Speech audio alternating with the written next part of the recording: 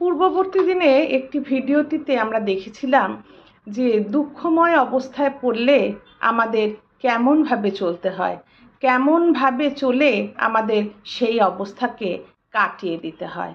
তারপরে শ্রী শ্রী ঠাকুর বলেছিলেন যে এই অবস্থা অর্থাৎ দুঃখ দুর্দশাময় অবস্থা কেটে গেলেও এই দুর্দিনের কথা স্মরণ রাখতে হয়। মানুষ যখন বিপন্ন হয়, যখন আর্ত হয়, তখন কিন্তু সে ভগবান ও মানুষের দয়ার জন্য হাহাকার করে, কিন্তু পরে সুদিন পেয়ে সেদিনের কথা ভুলে যায়।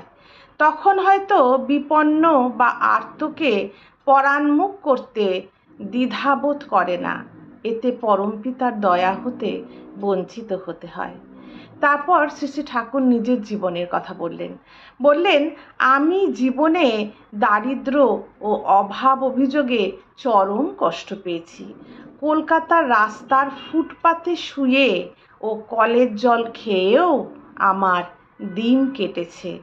অতখানি কষ্ট পাওয়ার একটা সুফল দেখি এই যে অভাব পীড়িত বা ক্ষুধার্ত কোনো মানুষ আমার সামনে এসে দাঁড়ালে আমি তৎক্ষণাৎ তার অবস্থাটা অনুভব করতে পারি এবং কোনো ব্যবস্থা না করা পর্যন্ত স্বস্তি পাই না।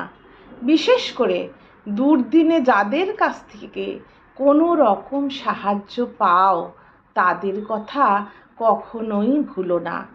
কৃতজ্ঞতাই মানুষকে বড় করে তোলে। জয় গুরু।